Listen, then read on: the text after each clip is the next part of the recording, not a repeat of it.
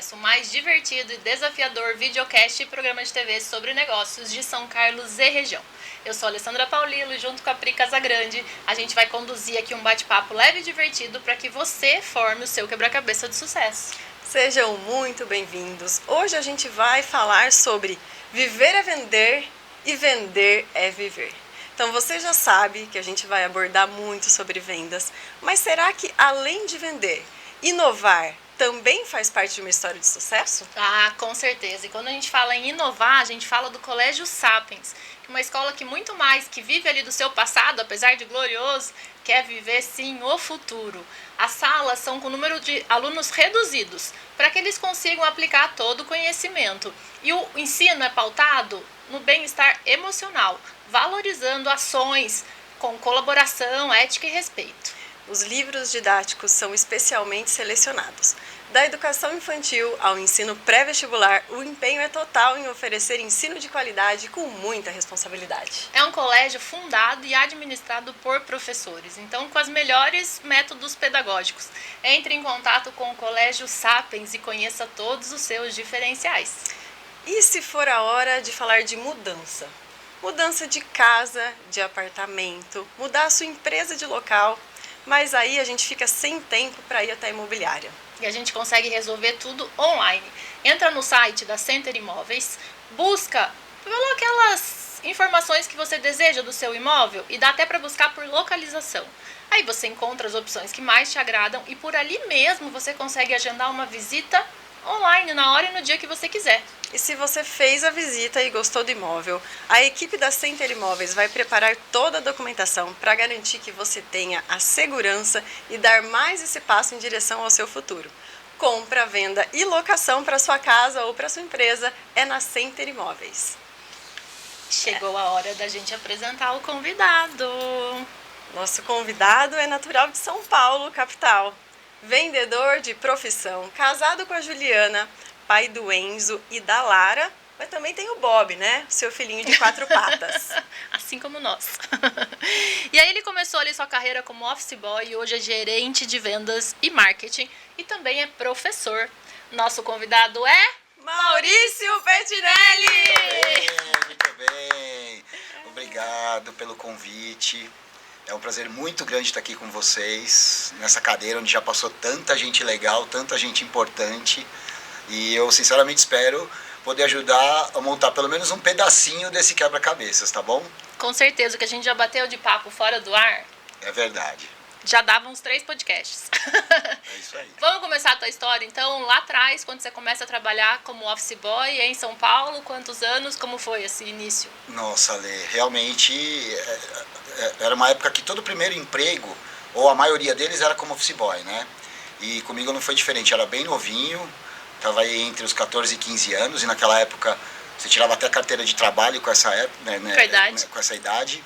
E eu queria muito trabalhar, então eu fui com o meu irmão a uma empresa e tinha essa vaga de office boy e entrei. Naquela época não tinha boleto bancário, cobrança bancária, então o office boy ele ia entregar, né, as duplicatas, fazer serviços de rua, enfim.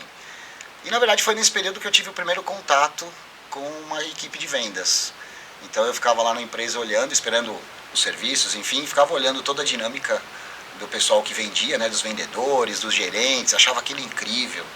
Então eles entravam na sala, faziam reuniões, saíam motivados e aquilo me encantava. Então foi ali a minha primeira experiência e foi assim que eu comecei a trabalhar. E o seu segundo emprego?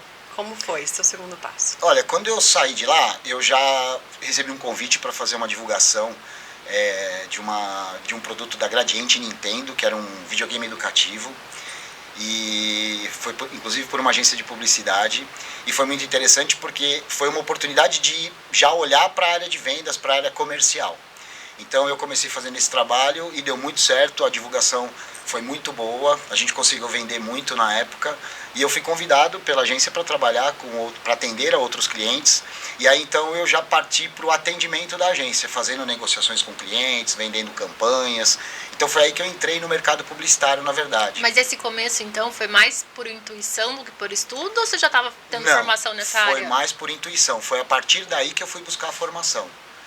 Então eu acompanhava muito toda essa dinâmica das vendas, da área comercial e procurei uma formação para isso. E descobri que a formação está mais voltada para a área da comunicação, para a área da publicidade. E foi aí que eu entrei de cabeça mesmo. Então, trabalhando nessa agência, eu fui estudar publicidade. E aí me formei e passei a cuidar de algumas contas importantes, né? E era um trabalho mesmo de vendas, de prospectar clientes, de negociar, de atender, de entregar. Era tudo aquilo que eu queria antes. Mas logo em seguida veio uma oportunidade diferente, já para acessar a área comercial de fato.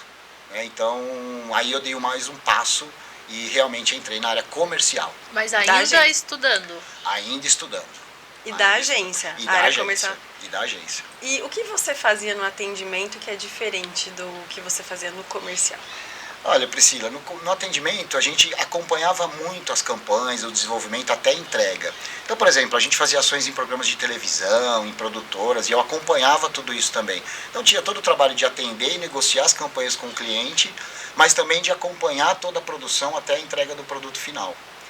E a área comercial é uma área que está mais voltada para a venda. Então é uma estrutura diferente, tem o pós-venda depois, então acho que essa era a dinâmica que acontecia na época. E você prospectava clientes, então, na parte comercial e trazia para dentro do atendimento da agência e continuava fazendo a gestão da conta.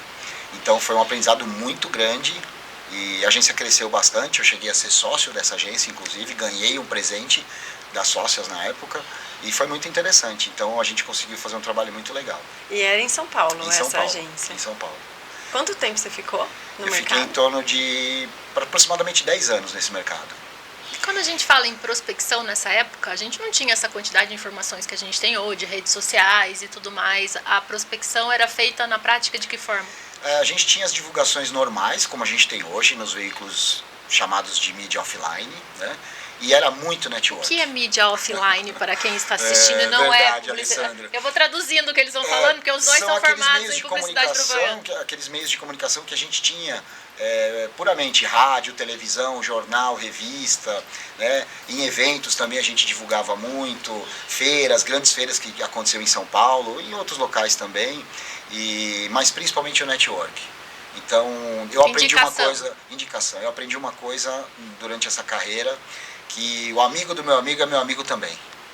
E é assim que a gente cria uma grande rede, né? Então, realmente, esse era o maior caminho que a gente percorria para chegar nos clientes. E você acha, assim, que essa fase que a gente passou da mídia tradicional era mais gostoso fazer propaganda do que hoje, do digital? Como você percebe essa evolução? Olha, é diferente.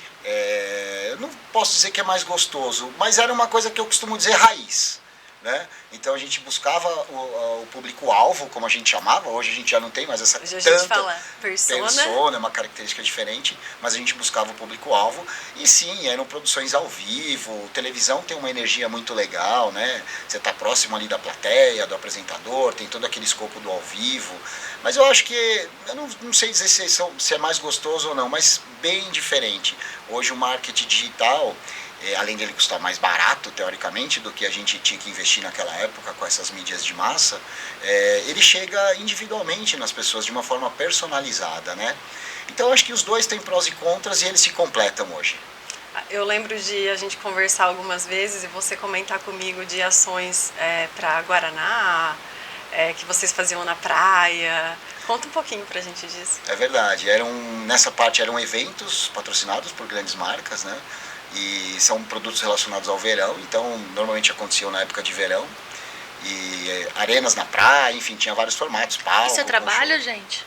Era muito trabalho, porque é um público ali, né, que está se divertindo, que está curtindo a praia, que está bem relaxado e tem uma alta expectativa das marcas que estão promovendo alguma coisa ali naquele espaço. Então, é realmente muito, muito divertido, mas era muito trabalhoso, sim, porque tem toda a responsabilidade de representar essas marcas, né? Então, basicamente, vou dar um exemplo aqui, a gente fazia um evento que era para uma televisão, uma emissora de TV, um canal infantil, então montava-se uma arena na praia de 500 metros quadrados e percorria todo o litoral do Brasil, cada final de semana em uma praia, com várias atividades para as crianças, para jovens e adultos também. E um trabalho assim incrível, mas era muito cansativo todos os finais de semana. Então, quando começava o verão, a gente já sabia que ia ter uma agenda frenética pela frente, né? E a sua atuação como promotor de vendas lá do começo deve ter te ajudado demais nessa execução depois das ações, porque você já conhecia o tete-a-tete com o público no final. Sem dúvida, eu acho que é a prática, né? O promotor de vendas, a pessoa que trabalha já inicia a carreira divulgando, enfim, trabalhando na promoção de vendas, ela adquire uma habilidade justamente pela experiência e o contato com o cliente. Então, eu costumo dizer o seguinte, a área de vendas promove vários cursos, a gente tem disponíveis hoje vários cursos, técnicas, palestrantes incríveis, e tudo isso é muito importante, mas eu acho que o que fundamenta mesmo e o que passa o laço em tudo isso é a vida, é a experiência de vida, é aquilo que a gente vive. Então essa é uma vivência, né? O contato com o cliente é a experiência, e aí você une a experiência com a ciência, com o estudo, e aí acho que é uma combinação perfeita. E o que você conta pra gente de bastidor? Que ninguém imagina como é que é trabalhar com grandes marcas. Vivo, Unilever, Coca-Cola, Johnson & Johnson, todas elas passaram ali pela sua mão em algum momento. Sim. Olha, são desafios de atender o cliente, de fazer aquilo que a gente se propôs na campanha tornar realidade, né? Mas vou dar um case aqui de eventos mesmo, por exemplo, esse evento na praia, que a gente tinha uma ação onde o consumidor comprava um determinado produto ali na praia, num dos pontos de venda da marca, e ganhava um cupom para trocar por um brinde. E o brinde era uma bola inflável, né? Então você imagina bola inflável na praia, fazia um sucesso, eram bolas lindas, né? Então a turma realmente fazia a fila para comprar, no caso era o sorvete da Kibon, nos carrinhos, e iam trocar o cupom. Só que a gente enchia as bolas ali na hora, porque era um transporte muito grande, né? Então tinha uma equipe ali para encher as bolas. Em determinado momento a gente acabou não dando conta de encher tanta bola ali com a equipe para atender todo o público, né? E aí então o pessoal começou a ficar um pouquinho bravo, né? E a gente entende, o consumidor está na praia, quer o brinde, né? Quer rápido, porque eu preciso voltar, tomar meu sol e não fazer nada, não posso esperar. Não posso esperar, e é justamente isso, né? Não posso esperar 10 segundos aqui, ó. Eu cumpri, fui lá, comprei teu cupom. E aí, mas a gente conseguiu resolver com uma adaptação ali na hora, e eu confesso que até correr lá na praia eu tive que correr, tá? Porque as pessoas ficam muito bravas. O consumidor, ele... Correr de pessoas? Correr de pessoas, né? Não é que ele foi fazer atividade física. Eu quero a minha bola! E aí a gente, no final, deu tudo certo, a gente acabou conseguindo cobrir, mas realmente a gente teve um público que ficou bem bravo ali na arena, esperando pelo brinde, né? E isso faz parte, é o ao vivo, é ali na hora, mas o importante é que a gente tem boa intenção e tudo deu certo. E por falar em grandes marcas, a gente tem aí pela terceira vez eleita como a marca Top of Mind a Wizard by Pearson. Gente, ganhar um prêmio Top of Mind é carimbar ali o selo de a melhor escola de idiomas do Brasil.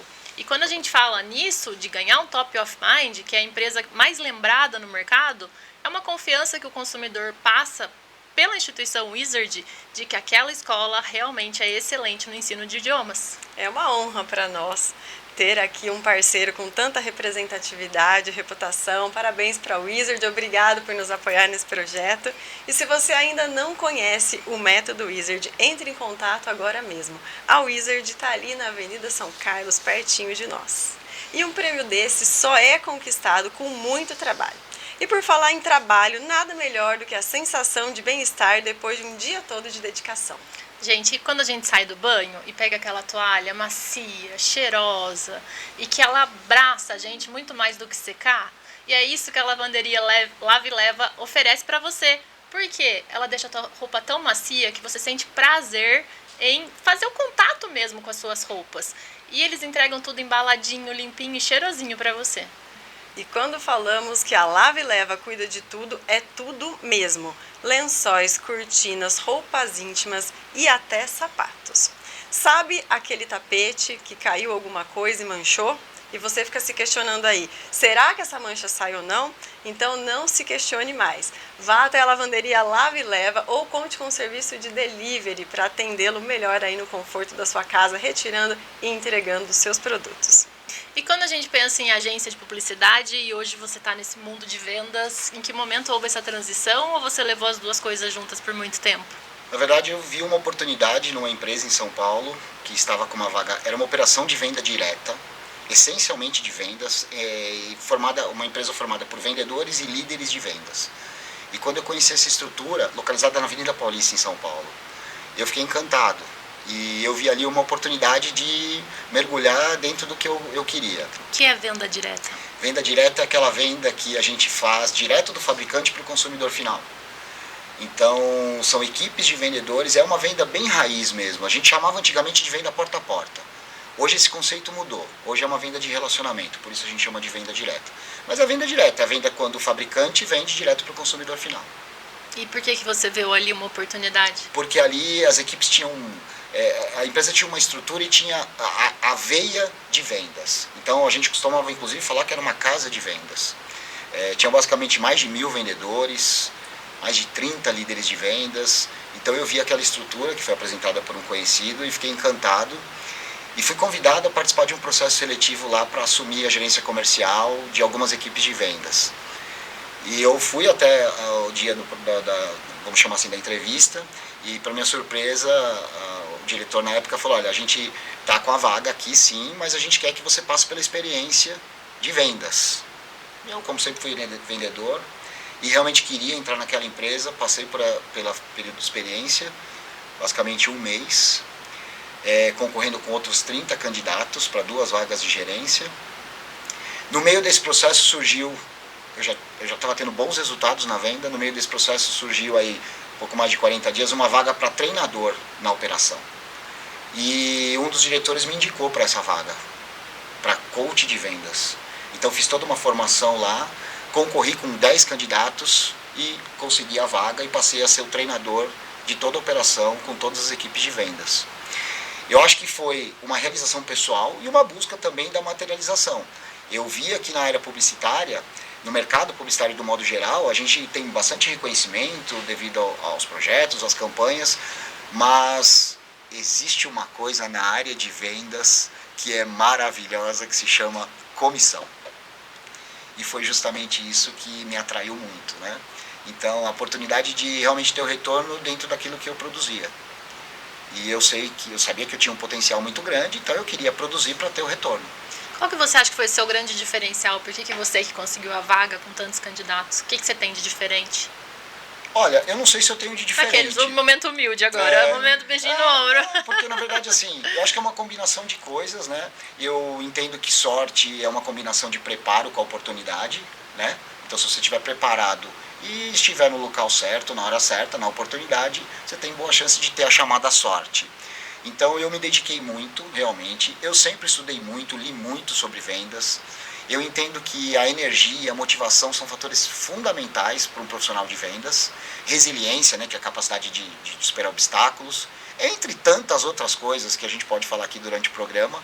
Mas eu acho que foi realmente uma dedicação muito forte. Eu estava super focado, eu queria muito aquilo, né, e enfim, demonstrou e deu isso. certo, e deu certo. Acho que o resultado foi esse. E você saiu de um vendedor para um cargo de gestão. Qual que é a diferença de gerenciar vendas e gerenciar vendedores?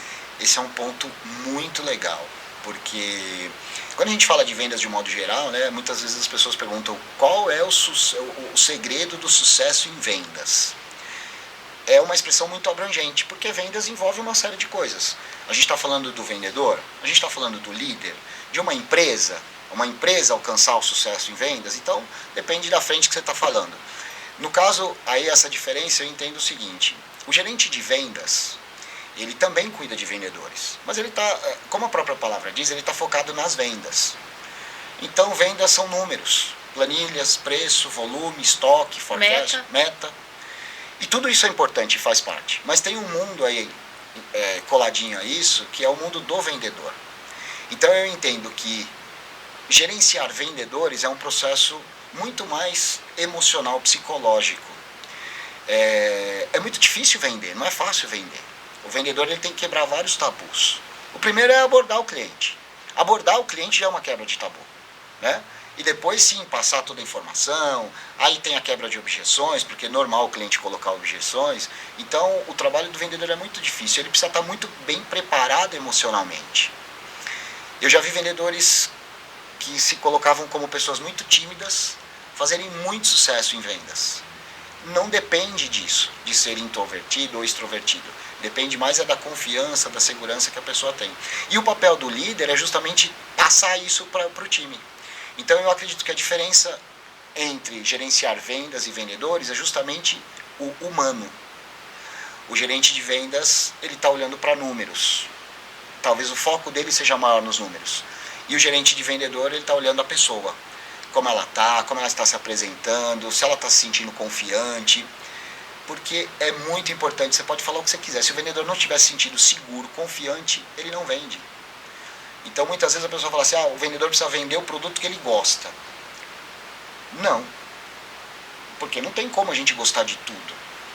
O cliente é que tem que gostar do produto, é o cliente que tem uma necessidade. O vendedor tem que saber entender e atender essa necessidade. E para isso ele precisa estar bem equilibrado, ele precisa estar se sentindo bem. Então eu acho que essa é a grande diferença, é um olhar humano. Eu entendo que o líder de vendas, ele está focado nos números. O líder de vendedores, ele está focado na equipe, na formação. Então eu tenho uma tese que o gerente de vendas, ele tem aí um compromisso, né, com o time dele, e ele tem que ter trabalhado 5 fundamentos básicos. Quais são os 5 fundamentos? Saber recrutar. O próprio gerente tem que saber recrutar o vendedor. Ele não precisa depender do RH.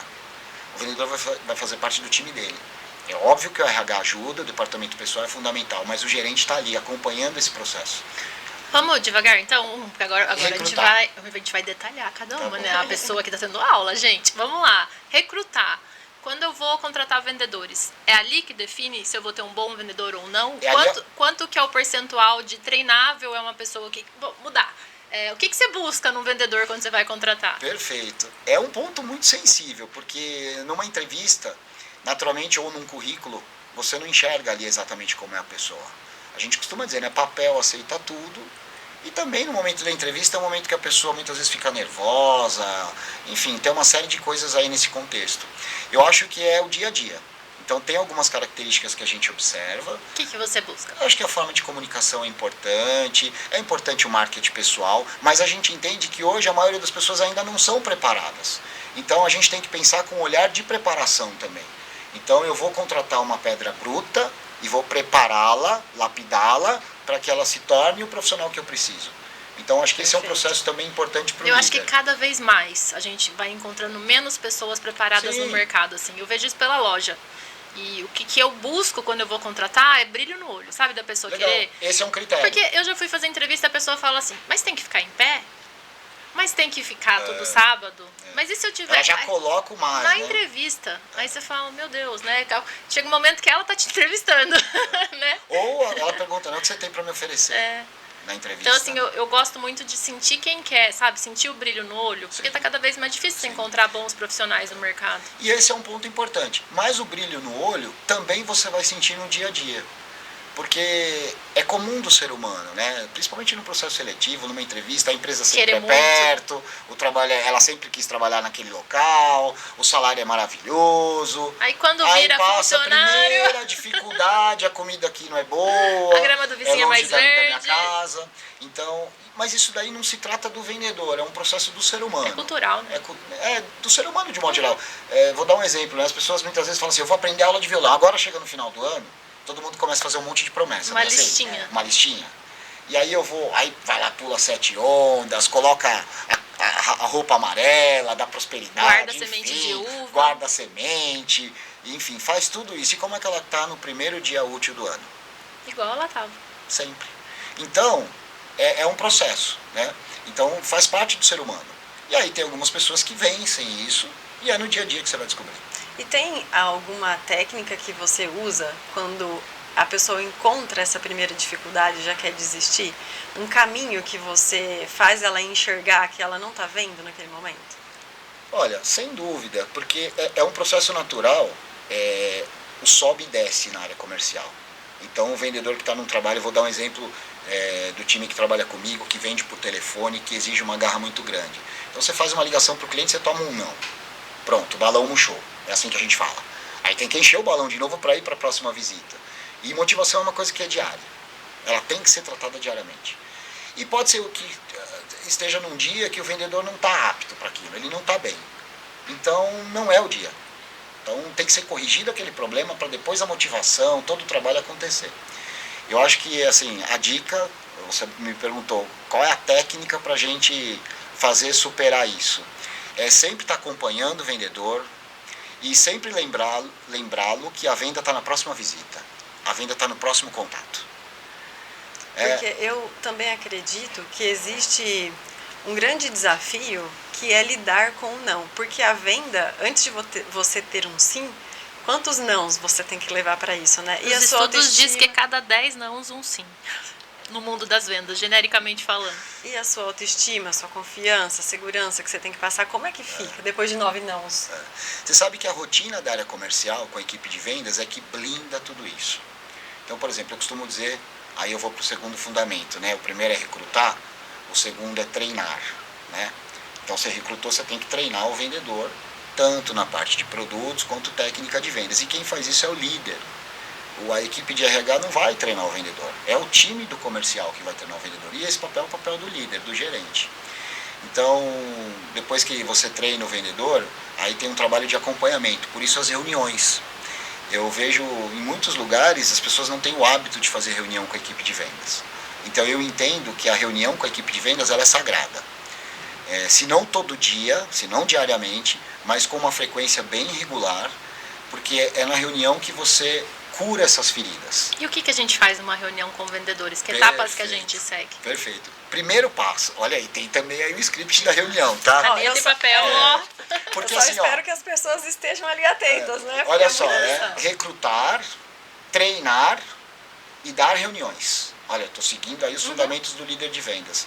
A reunião, ela é o preparatório. Então, a primeira dica para a reunião, começa a reunião observando os materiais que os vendedores usam, se é que eles usam. Então, por exemplo, os vendedores de catálogo. Então, no momento da reunião, a primeira coisa que você vai ver, o líder tem que ver, é se todos estão com o material adequado.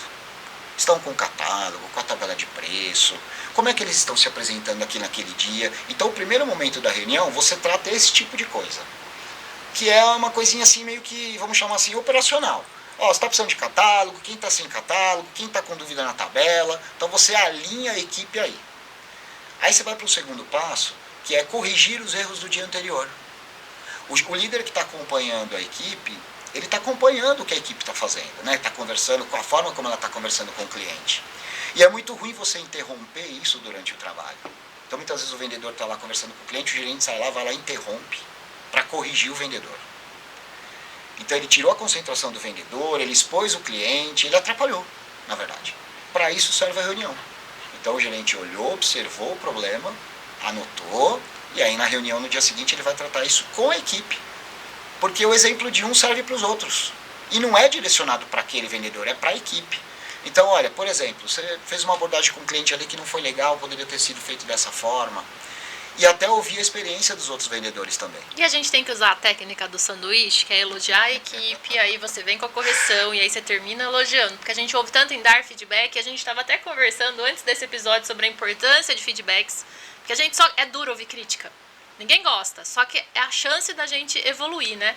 Como dar um feedback sem machucar? E na verdade a gente evolui na crítica. O parabéns ele é bom, principalmente na área comercial, parabéns é fundamental, o reconhecimento do trabalho, do atingimento do resultado é fundamental. Mas não se trata de crítica, se trata de treinamento. Eu costumo dizer que a gente tem que se preocupar mais em se preparar do que de vencer. Então a gente precisa estar mais preparado, com foco na preparação, do que propriamente na vitória. E esse momento é um momento de preparação, não é um momento de crítica. E é assim que o gerente tem que se colocar. Então ele não está lá para criticar ninguém, muito pelo contrário. O papel dele é ajudar, ele está a serviço do vendedor. Perfeito. E se o vendedor entender isso, ele não vai receber como uma crítica. Uma ajuda. É uma ajuda. Então não é pessoal. Por isso, no ambiente de reunião. Agora, se for lá no salão de vendas, lá no meio do departamento, aí vai ser constrangedor e vai soar como uma crítica. Mas dentro da reunião, não. A reunião é um ambiente feito para isso. E também vale esclarecer o vendedor, a equipe, sobre isso. Olha, aqui a gente vai tratar de assuntos que são importantes para vocês. Então não é nada pessoal e é por isso que a gente está no time. Então é uma conversa que se faz junto com o time. Vamos ver se a Pri está prestando atenção.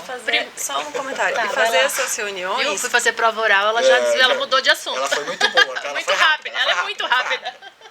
As reuniões precisam fazer com que os vendedores queiram participar.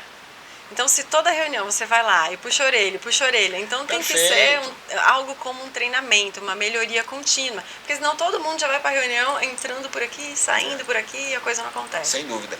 Você vai lembrar de uma operação onde se vendia aí, principalmente no início da telefonia celular no Brasil, as grandes marcas, principalmente a Nextel, era uma marca muito forte, vendia muito no chamado porta a porta, no relacionamento, em balcão em shoppings, enfim, pontos de venda, ali em contato direto com o consumidor.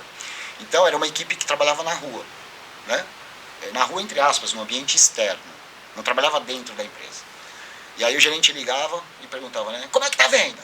Mas o vendedor ele não tinha vendido nada. Aí depois quando ele ligava o vendedor não atendia mais. Porque sabia que ele ia perguntar como é que estava a venda. Que era cobrança. Então o objetivo não é perguntar como é que está a venda, é perguntar como é que está o trabalho. Como é que você está se sentindo, como é que você está tendo cliente aí para abordar. Enfim, é entender o trabalho do vendedor e não simplesmente perguntar como é que está a venda. Para isso não precisa de um gerente, coloca um gravador. Né?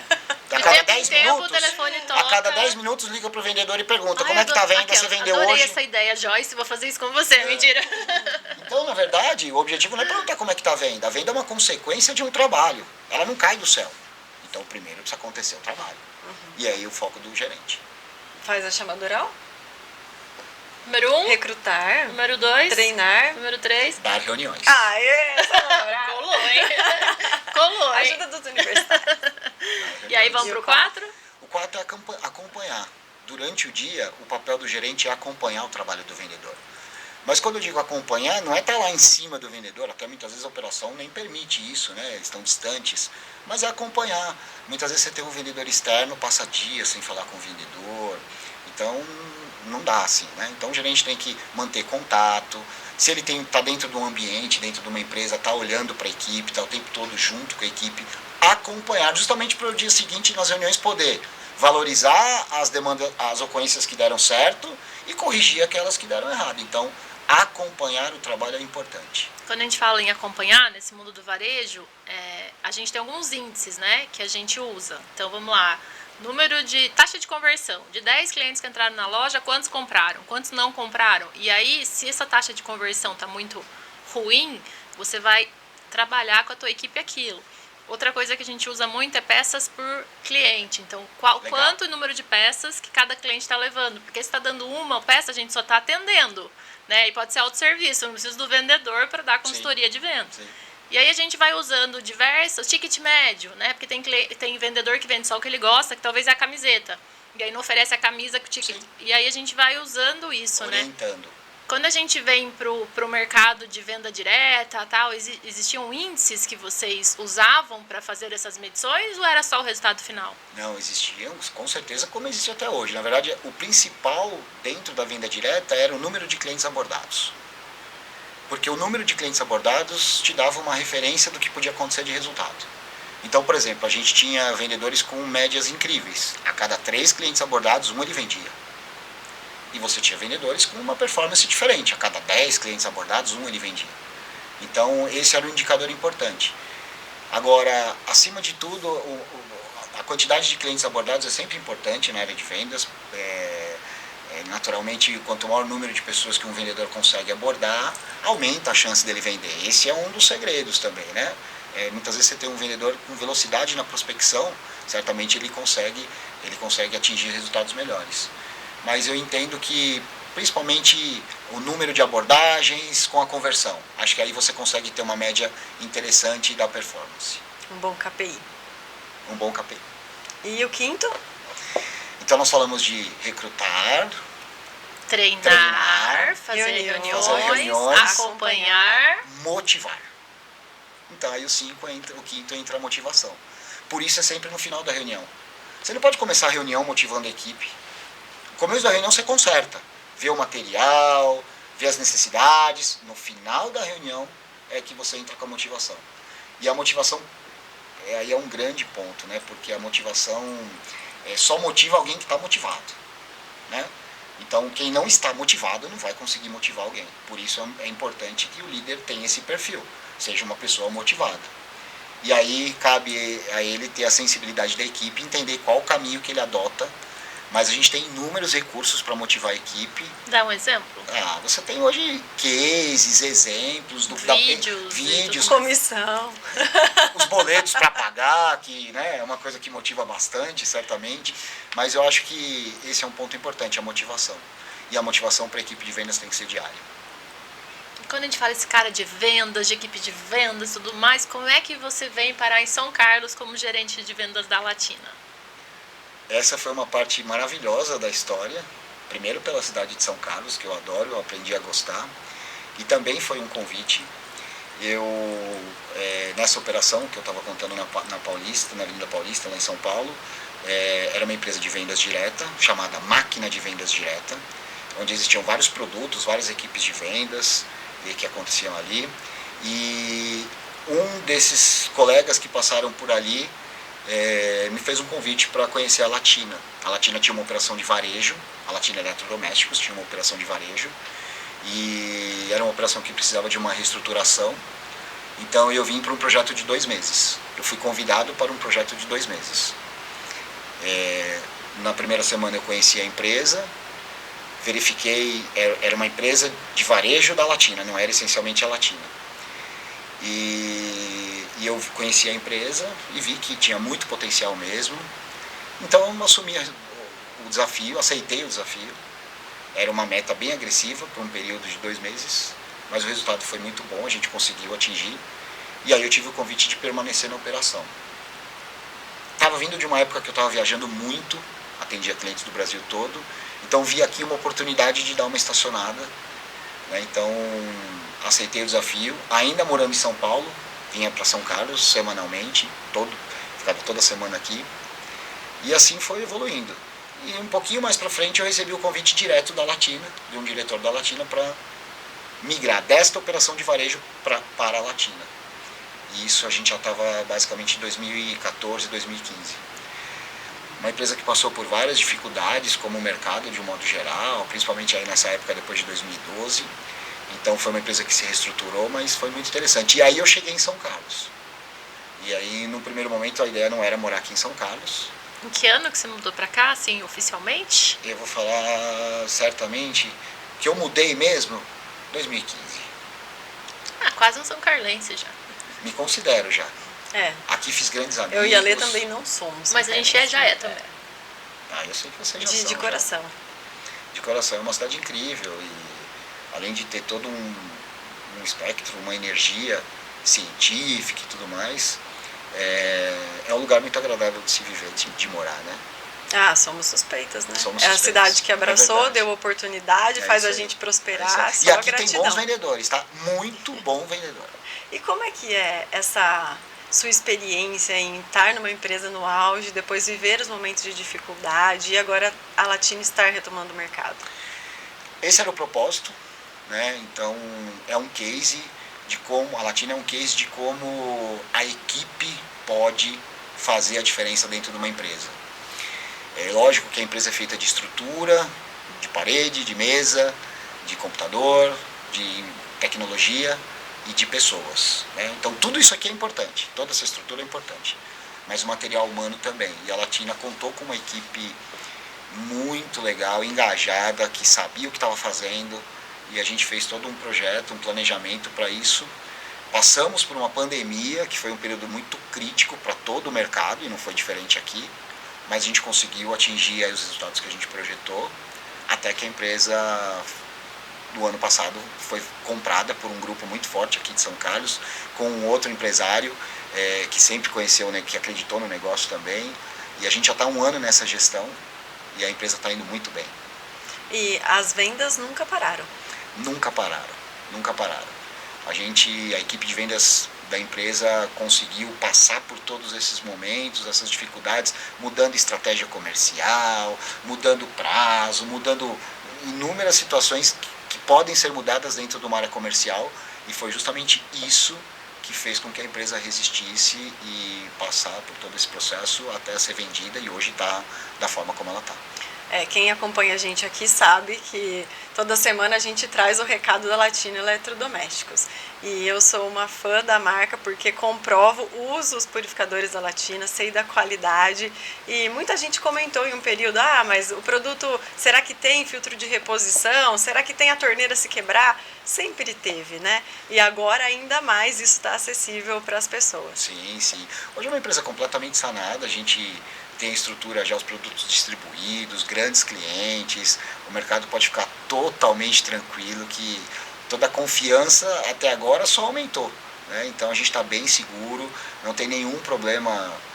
Aliás, na verdade, problema é uma das coisas que a gente fala também, né? Quanto mais você vende, mais problema você tem, né? Só não tem problema quem não vende. Problema bom, né? Mas são problemas bons, exatamente. E a gente está muito seguro, sim. E hoje, qualquer coisa desse sentido já foi superada. Como acontece com grandes empresas, com grandes marcas, né? E eu acho que, como eu disse, quanto mais se vende, mais problemas você está sujeito. Você pega, por exemplo, as grandes Big Techs, enfim, né? São empresas que giram uma fortuna e, naturalmente, tem uma carteira grande de clientes, no caso das operadoras também de telefonia, e tem muito problema para administrar. Eu acho que a questão não é o problema, é a forma como a empresa administra o problema, né? Então, pode acontecer um erro, pode acontecer uma ocorrência, mas como a empresa lida com isso, acho que esse é o grande diferencial. E o prêmio Reclame Aqui veio para afirmar que a Latina sabe lidar. Você sabe que a Latina sempre teve um histórico muito legal no Reclame Aqui, sempre foi um foco da empresa atender bem ao consumidor final, e uma empresa que já teve grandes premiações no Reclame Aqui. Durante a pandemia, inclusive, nos momentos mais difíceis, a gente conseguiu ter relevância, destaque no Reclame Aqui, e só de ser indicado para a gente já é muito importante. São grandes empresas que participam, né? E você ser indicado, tá ali naquela fila, já é muito legal. E só para esclarecer para o pessoal, o prêmio é de quem tem um melhor atendimento no Reclame Aqui, não mais reclamações. Não é, Maurício? É isso mesmo. É o nível de qualidade no atendimento ao consumidor. Quem está no mercado entende que você faz uma avaliação ali, né? Quando a empresa faz o atendimento, então o consumidor avalia. E é essa nota que é o indicador principal do Reclame Aqui. Então a gente olha muito para isso, sem dúvida. E a Latina tem um time muito legal no saque, aproveitar, que é realmente comprometido, engajado e atender o cliente naquilo que ele precisa. Show. A gente tenta trazer aqui, toda semana, os diferenciais que a gente acredita serem muito importantes nos eletrodomésticos da Latina, né? Então a gente fala aqui de ventilador, purificador, bebedouro, toda semana vocês estão ouvindo recados. Selo verde. Mas eu queria ouvir de você, assim, hoje você acredita que quais são os diferenciais dos produtos da Latina para ter dado essa crescida nas vendas? A Latina atua em dois mercados assim específicos, vamos colocar saúde e conforto. Então, por exemplo, a linha de purificadores de água, ela é realmente uma linha de produtos que atende a uma necessidade, que é a gente poder ter água boa para consumir. As pessoas priorizam muito a água gelada, né? Quando você fala a primeira coisa, eu quero água gelada. Parece que é normal não mata sede, né? Tem parece que é normal não mata sede. Eu sou o contrário. Mas tem uma questão aí da água boa, da água realmente filtrada, purificada, sem produtos químicos. A gente vive numa sociedade de uma água de reuso, né? Que é a água de abastecimento que chega na nossa casa. As concessionárias fazem um trabalho incrível. Você imagina que elas pegam uma água totalmente poluída, tratam essa água e levam até a casa da gente de forma potável, como a gente chama aqui no Brasil, né? Mas é uma água que recebeu muita química, ela recebeu um tratamento. Então, para ela ser consumida, se a gente, por exemplo, passar por um purificador, por um filtro, ela vai ser muito melhor para a saúde, ela vai ajudar a gente muito mais do que uma água que vem sem passar pelo filtro, pelo purificador. No caso dos purificadores da Latina, a gente tem um tratamento muito eficiente para redução de cloro. E a gente tem também uma água muito gelada, que é o que todo mundo quer. Porque tem compressores igual a de geladeira. Aquelas que estudou a lição de casa. E vocês foram incríveis já nos anúncios que eu tenho acompanhado, tá? A gente tenta trazer para as pessoas aquilo que realmente a gente acredita que é relevante para quem está assistindo, né? Mas eu acho que a Latina ela cumpriu um papel no desenvolvimento dos produtos e também o mérito de toda a equipe, da engenharia, enfim, que foi atender ao que o cliente precisava. Então, por exemplo, no ventilador de teto, que é um queridinho, onde a gente vai e todo mundo elogia muito, é um produto realmente diferente. Na pesquisa desse produto, a gente entendeu que o consumidor esperava um produto fácil de instalar, que fazia mais vento e que não gerava ruído. E foi justamente aí que a gente buscou. Então foram produtos desenvolvidos para atender essas necessidades. Então não é simplesmente uma produção de um produto para atender, para oferecer para o mercado, mas para atender necessidades específicas. Vamos te dar um desafio agora. Quando você chegou, você perguntou o que são essas peças de quebra-cabeça. Agora é hora de te contar. Agora a chamadora é com você, Maurício. Você vai escolher 3 peças desses quebra-cabeças que faz mais sentido para você, para sua história de sucesso. E aí, enquanto isso, a gente vai dar recadinhos, né, Pri? Que a gente tá chegando no fim de mais um episódio, vai batendo aquela fome, a gente já vai pensando, o que eu vou comer, né, daqui a pouquinho. E se você está de dieta ou gosta de uma alimentação saudável, o Graal São Carlos é uma opção, porque ele tem um buffet por quilo no almoço e você pode desfrutar de um cardápio diversificado e delicioso. Agrada os olhos e o paladar. São saladas, legumes, carnes e acompanhamentos muito saborosos. Você sai de lá feliz, porque a alimentação, além de te dar muita energia para você seguir o seu dia, é deliciosa. Então vai lá, pensa numa pessoa que você quer convidar para conhecer esse buffet lá do almoço do Graal São Carlos, já passa o telefone, liga para ela e convida para viver essa experiência e aproveitar que a gente tem um posto Graal pertinho da gente, aqui na rodovia Washington Luiz, quilômetro 238. Agora, se você quer aproveitar o final de semana ou alguma data comemorativa para fazer aquele churrasco, convidar os amigos, convidar a família, mas não sabe como preparar o churrasco, nem a quantidade de carne vai comprar e nem quais cortes você deve comprar para agradar os diferentes paladares que vão estar ali, a Boutique da Carne Siltomac tem a assessoria de churrasco.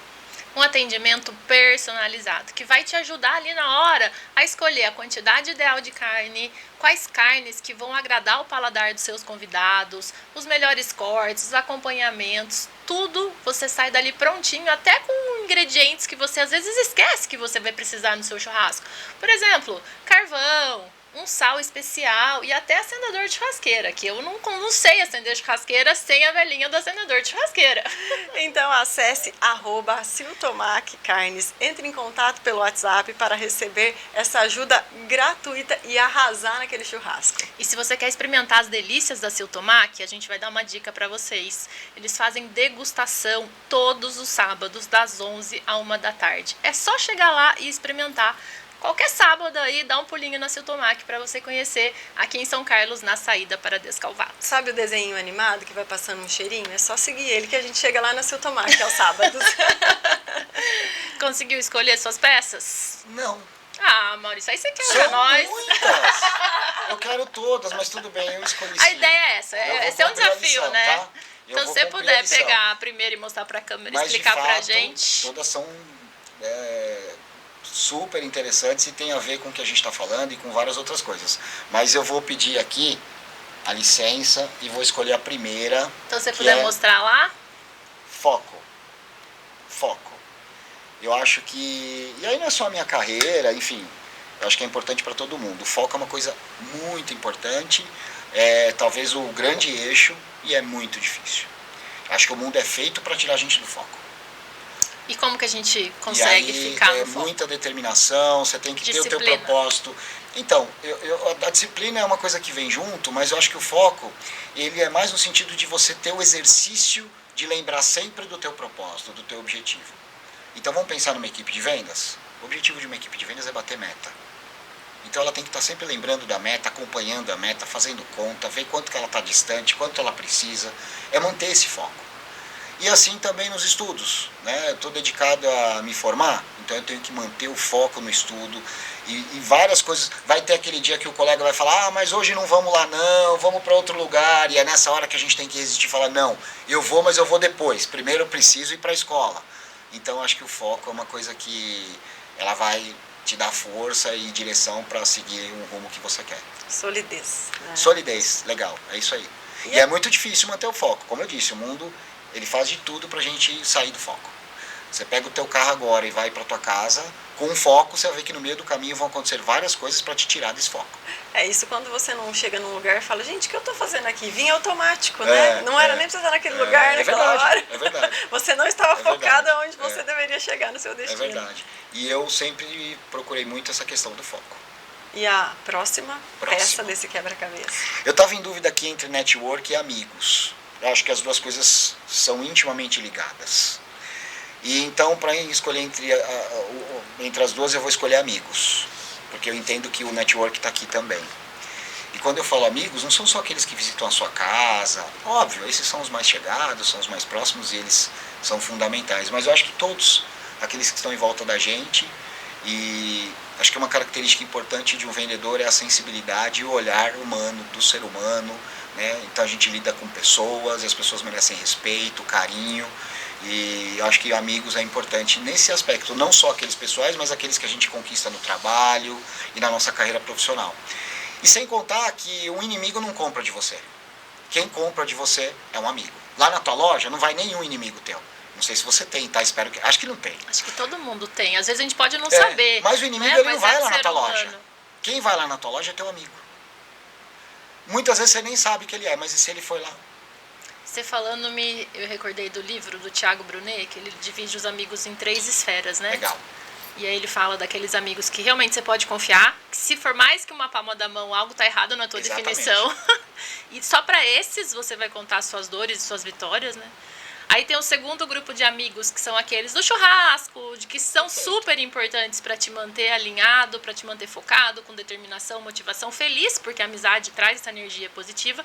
E o terceiro grupo de amigos são aqueles que você vai fazer negócio, são parceiros, o networking, são pessoas importantes de você conhecer e manter contato que vão te abrir. E é muito importante a gente saber separar para a gente não cruzar essas esferas e se machucar também, né? É verdade, é verdade. E é muito curioso, né? Porque para todos eles, principalmente nesse último radar aí que você comentou, que é a esfera dos negócios, né? O processo de confiança é muito forte, né? Vender é um processo... Comprar e vender é um processo de confiança. Você não vai comprar nada de ninguém que você não confia. Dificilmente você vai vender alguma coisa para alguém que você não confia. Então é um processo de confiança. E aí é onde entra a palavra amizade. Então eu vou mostrar para a câmera aqui que eu não fiz, ó. Amigos, tá bom? E tem até alguns cases de que o vendedor era tão amigo do comprador que ele mudou de empresa e o cliente acompanhou ele, né? Tem um amigo que contou essa experiência com carros. Ele falou, eu só comprava carro de tal marca. Aí o consultor de vendas que me atendia mudou de concessionária e passou a representar outra marca. Eu passei a comprar carro de outra marca. É incrível a relação. Acontece muito. Você imagina que eu tenho uma brincadeira, uma reflexão, né? Que é mais ou menos assim. A necessidade de compra, ela é racional. Então eu preciso de um carro. É racional. Eu preciso de um carro para me locomover, para ir ao trabalho, para ir ao estudo, para ir para casa. Eu preciso de um carro, é racional. A escolha do carro é emocional. Então olha que conflito interessante, né? Eu preciso de um carro, a necessidade é racional, mas o fator escolha vai depender do lado emocional. E é por isso que muitas vezes se compra um carro 5 anos para se pagar. É um processo emocional, senão ele não faria isso racionalmente. Né? É muito curioso. E aí é onde entra esse lado do vendedor, do cliente, que muitas vezes ele segue o vendedor. Muitas vezes o cliente compra naquele local pela confiança que ele tem com o vendedor. Os produtos hoje basicamente todos entregam. A gente costuma falar qual a diferença do teu produto. Eu comentei agora há pouco da Latina, feito para o consumidor. E o concorrente não foi feito para o consumidor. Todas as marcas trabalham para atender o consumidor. A gente já está na era digital, da economia digital. Então, lá na economia da subsistência, as pessoas trocavam mercadorias, depois surgiu veio a Revolução Industrial, as fábricas começaram a estocar e entenderam a necessidade de vender, preciso escoar o estoque, aí elas começaram a entender o que é concorrência, mas hoje a gente já está muito evoluído, então os produtos basicamente todos entregam a mesma coisa, com alguns diferenciais, mas a entrega básica do produto ele realiza. Se você comprar uma máquina de lavar, você tem várias opções, todas elas vão lavar. Algumas vão te dar algumas características. Lavar melhor. Pode ser que lava melhor, pode ser que te dê alguma praticidade, mas lavar a roupa, todas elas vão. Então aí entra a confiança, entra esse processo. E o branding, entrando um pouquinho nessa parte mais de marketing, quais são os valores que aquela marca compartilha que eu vou me inspirar? Que conexão ela oferece, né? Porque o marketing é isso, é inspiração. Sim. Então eu compro emocionalmente determinado produto e serviço porque eu quero me tornar uma pessoa com esses valores. Ela conversa com ele, né? Aí é onde a gente chegou no branding, né? É uma marca que divide os seus valores e diz para o público, né, para a sua audiência, para o seu consumidor, olha, eu penso como você e a gente está juntos nesse ideal. Acho que essa é a grande composição. E a terceira? Muito difícil, né? Mas eu vou falar de performance. Eu estava entre performance e produtividade, e eu entendo que a produtividade, performance. A produtividade ela vem em consequência da performance. Eu posso colocar assim. Então eu entendo que o profissional, ou de modo geral, e não falo só profissionalmente, eu digo que a performance é uma palavra que diz assim, fazer bem feito, né? Qual que é a tua performance nisso? Foi boa ou foi ruim? Então está relacionado a fazer bem feito, concorda? Se você for passear com a tua família, você tem que fazer isso da melhor forma. Tem que fazer bem feito, você tem que colocar performance aí. E se você estiver lutando por um negócio, por uma conta, por um cliente, você tem que fazer a mesma coisa, dar o seu melhor. Pode ser o dia que você não está bem, pode ser o dia que você não... Mas você vira essa chave e olha na performance. Olha, eu tenho que oferecer o que eu tenho de melhor. Num passeio com a família ou numa negociação lá dentro da empresa. Então acho que a palavra performance tem muito a ver com o que eu penso. É estar ali naquele momento de corpo, alma, mente, focado totalmente. É entender que as coisas não vão ser feitas à toa. Quando eu sento para conversar com o cliente, ou mesmo no telefone, não importa, é mais ou menos como se abrissem as cortinas e ali o palco sou eu e ele. Então eu tenho que dar o melhor de mim, eu tenho que colocar toda a energia, ele tem que entender que eu estou ali exclusivamente para ele. E aí, então eu chamo isso de performance. É a gente realmente colocar intenção em tudo que a gente faz e tentar sair. Eu vejo as pessoas, se eu tô na média, eu tô bem. Não, a gente tem que entregar mais que o combinado, a gente tem que surpreender. Então, isso é trabalhar em alta performance, isso é ter resultado. Isso vale para atleta, vale para empresário, vale para vendedor. É sempre entregar acima da média, pra gente conseguir se destacar, né? Senão a gente não vai conseguir sair do lugar. Eu só tenho uma notícia para dar. Qual? Acabou o tempo. Já. Olha Muito quanta rápido, coisa né? que a gente não conversou. A gente quer agradecer muito a tua vinda aqui. Muito obrigado pela presença. A conversa foi super rica. A gente saiu com lições. Eu que agradeço. Vocês são incríveis e eu sou fã de vocês, tá bom? Ai, que máximo. Obrigada, Maurício.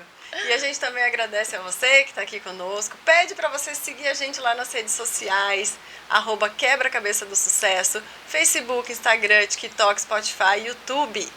E aí a gente vai pedir para vocês entrarem lá no YouTube, digitar Quebra-Cabeça do Sucesso, vai aparecer nosso canal, já se inscreve, já ativa o sininho e você também pode fazer isso no Spotify. A gente adora receber comentários, mensagens de vocês, então contem pra gente o que vocês mais estão gostando, sugestões de convidados pra gente trazer no programa, porque a gente adora ter essa troca com vocês.